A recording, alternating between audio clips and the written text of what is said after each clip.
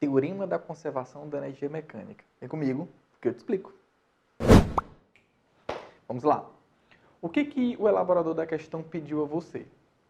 Ele pegou uma figura tradicionalíssima para qualquer vestibular, mas criou uma questão diferente. E isso que tornou a questão muito legal. Perceba que esse tipo de figura é comum e acredito que todos vocês já fizeram questões assim. Mas o que é normal? É você abandonar o objeto de uma determinada altura, nesse plano inclinado. Esse objeto na queda ele vai perdendo energia potencial e ganhando energia cinética, aumentando sua velocidade. Quando ele começa a entrar na parte curvilínea da trajetória, da figura, ele começa a, de novo, perder energia cinética e ganhar energia potencial gravitacional. E geralmente eles perguntam se o objeto consegue executar a curva, pergunta se qual a velocidade que o objeto consegue atingir no ponto mais alto da trajetória. Perguntam situações diversas dentro da física. Mas aqui ele fez muito diferente dentro da mesma figura, um raciocínio meio que inesperado. Ele fez isso, ó. Ele, na verdade, o elaborador da questão fez, ele lançou o objeto dessa posição. Quando ele lança o objeto dessa posição, ele te dá a força resultante que o objeto fica submetido nesse ponto. Te diz que essa força resultante, lá naquele ponto, que ele chamou de ponto Y, tá? A força resultante no ponto Y, ela tem módulo mg raiz de 5. E te pergunta qual a altura máxima que o objeto consegue adquirir no ponto do plano inclinado, num ponto qualquer do plano inclinado. Então isso tornou o raciocínio da questão diferente, ele fez tipo ao contrário. E nos forçou a pensar de maneira diferente. Apesar de ser uma figura, como eu já lhe disse, tradicional. Então vamos lá, começando. Independente do sentido em que o objeto se mova, você vai usar conservação de energia. No texto, depois você olha lá no enunciado da questão. Ele informa que ele pede para você desconsiderar forças dissipativas. Então a gente vai retirar aqui a força de atrito da brincadeira. Isso vai tornar o sistema conservativo, o que torna tudo muito mais fácil. Então eu vou abordar dois pontos e vou usar o nosso bom e velho teorema da conservação da energia mecânica. Então vem comigo, porque eu te explico. Vou fazer o seguinte, ó. Vou adotar dois pontos. Já que ele deu a força restante do objeto nesse ponto, então provavelmente ele quer que você use esse ponto. Então vou adotar o ponto Y. E vou adotar o ponto lá em cima, porque é o ponto onde ele faz a pergunta da questão, que é a altura. Vou chamar esse ponto aqui de ponto Z. Show de bola? Então, ó, eu posso dizer o seguinte, já que o sistema ele é conservativo, a energia mecânica que esse objeto terá no ponto Y, energia mecânica que esse objeto terá no ponto Y, é numericamente igual à energia mecânica que esse objeto terá lá no ponto Z. Ok? Energia mecânica aqui, no nosso caso, vai ser cinética e potencial somadas, não é assim? Então, essa energia mecânica ela vai ser justamente a soma da energia cinética no ponto Y mais energia potencial no ponto Y igual a energia cinética no ponto Z mais energia potencial no ponto Z. A partir daí, você verifica o que existe, o que não existe, já dá para de cara, ó. O objeto vai atingir lá em cima a altura máxima. E se essa altura é máxima, é porque o objeto para nesse ponto da trajetória. E na hora que ele para, a velocidade dele é nula. E se ele não tem velocidade, eu não vou poder considerar nesse ponto, lá no ponto Z, a existência de energia cinética. Energia cinética, no caso, será nula, será zero. Show de bola? Outra coisa interessante, ele forneceu a força resultante no ponto Y. Essa força resultante faz você perceber que dá para, com ela, calcular a velocidade do objeto nesse ponto. E percebe que o objeto ainda está em queda. Então ele também tem velocidade tendo energia cinética. Então a gente vai ter que substituir essa fórmula lá no ponto Y. Que ele tem velocidade, então ele tem energia cinética. Perceba que ele tem altura. Por quê? Porque nós vamos adotar, né, o nosso referencial como sendo o solo que ele forneceu na própria figura. O referencial da questão, ó. Então, a altura em relação a esse referencial, mas esse ponto, o objeto nesse ponto, ele também tem altura em relação ao mesmo referencial. Então, ele também tem energia potencial gravitacional naquele ponto. Então, vamos substituir aqui para a gente encontrar qual é a variável da questão. Seria isso aqui. Qual é a energia cinética em Y? M V2 sobre 2.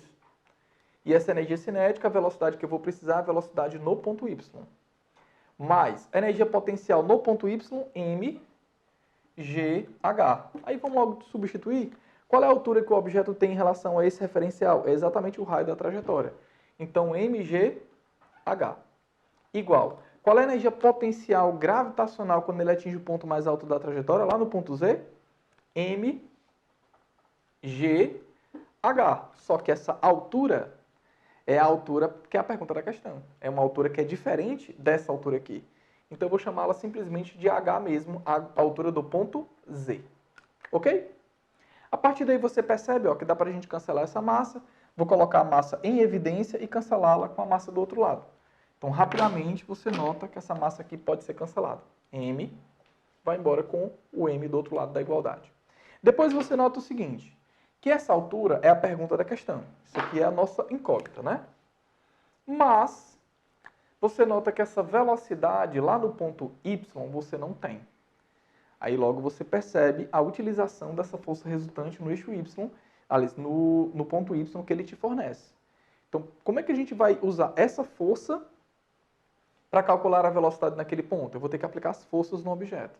Estou aplicando as forças no objeto. O objeto tem massa, sofre ação de força-peso. Essa força-peso, o que é que você nota? Eu tenho aqui, ó. Deixa eu botar dessa cor. Eu tenho aqui força-peso, que age na direção da aceleração da gravidade. Fora a força-peso, eu tenho uma reação normal exercida pelo plano. Quando o objeto passa por essa trajetória, ele pressiona a superfície nessa direção e sentido. E ele provoca, então, uma ação. E para toda ação, né, galera, vai ter o quê? Uma reação. Essa reação a gente chama de normal. Essa reação normal me permite, normal na direção x, ó. Ela me permite calcular a força centrípeta. A prática, na verdade, é normal, é numericamente igual a essa própria força centrípeta. Então, essa normal sendo igual a centrípeta, eu resolvo o meu problema, porque com a centrípeta eu tenho o valor dessa velocidade. Só que ele não forneceu nem peso e nem normal, ele forneceu, na verdade, foi a resultante entre elas. Então, aquele valor ali, o módulo daquilo ali, na verdade, é essa força aqui, ó. É a resultante desses dois vetores, normal e peso. E a resultante desses dois vetores, na verdade, está nessa direção e sentido. Ó. Então, o vetor que corresponde à força resultante é esse aqui. Ó. É a força resultante que age no objeto naquele momento, que tem o módulo desse valor. Então, nós vamos precisar usar nessa figura o bom e velho Teorema de Pitágoras. Afinal, o que a gente está fazendo aqui é tirando uma resultante a partir de dois vetores que são perpendiculares entre si. Normal e força-peso. Show de bola? Então, vamos usar aí Pitágoras para a gente resolver o nosso problema. Então, vai ficar o seguinte, ó. Essa força resultante ao quadrado, lá no ponto Y, né? Essa força resultante no ponto Y ao quadrado, ó. Ela é o quadrado da normal mais o quadrado da força-peso. Show? Quem é essa força resultante ao quadrado? É esse valor aqui, ó. Então, isso vai ficar raiz de 5 mg, tudo isso ao quadrado, igual a minha normal, que é ela que eu desejo, ao quadrado, o quadrado da normal, mais a força-peso, que é mg ao quadrado. mg e tudo isso ao quadrado. Então, para fazer mais rápido aqui, acho que você consegue acompanhar facilmente. Essa raiz quadrada de 5 ao quadrado, eu vou poder cancelar a raiz. Então, isso vai ficar, na verdade, 5mg ao quadrado. E esse mg ao quadrado está positivo, passa para o outro lado negativo. E quando você fizer 5mg ao quadrado menos mg ao quadrado, isso vai dar 4mg ao quadrado. Quando nós tirarmos a raiz quadrada, deixa eu terminar aqui então. O quadrado da normal vai ficar 4mg, tudo isso ao quadrado. Quando você tirar, então, a raiz quadrada disso, essa normal fica claro que ela tem um módulo de valor 2mg. Ou seja, ela é numericamente igual a 2 vezes o próprio peso do objeto. Então, essa reação normal, ó, ela consegue ser numericamente igual a 2 vezes o valor do peso do objeto. E essa reação normal é o que nós precisamos, porque ela está apontando na direção radial, né? Ela tem a direção radial apontando para o centro, então ela funciona como minha força centrípeta. E se ela é minha centrípeta, eu posso usar a fórmula da força centrípeta para poder descobrir o valor dessa velocidade e finalizar a nossa questão. Vou fazer ali no cantinho da lousa para poder economizar espaço. Aqui, ó, acompanha aqui comigo. como... Quem é a minha força centrípeta? Força centrípeta é a resultante de todas as forças que estão na direção radial.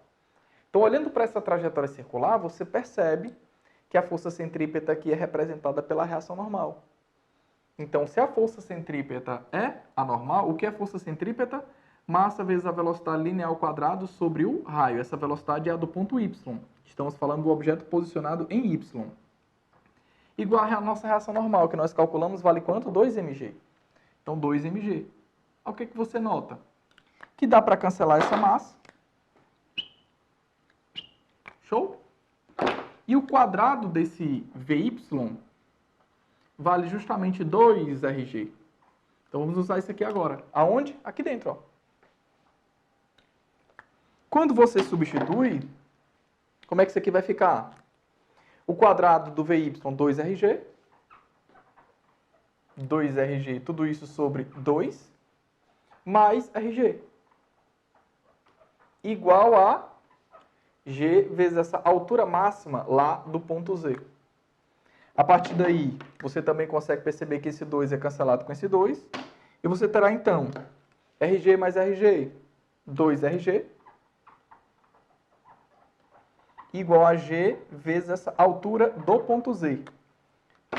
E para finalizar, cancelando gravidade com gravidade, você nota que a altura lá do ponto Z máxima atingida termina sendo 2 vezes o próprio raio da trajetória circular. Bem, galera, eu fico por aqui. Não esquece de dar aquele like, de compartilhar esse vídeo com os amigos e o principal, se inscrever no canal e ativar os sininhos. Eu posto conteúdo diário aqui para você que quer passar no vestibular. Beijão para todo mundo e até a próxima.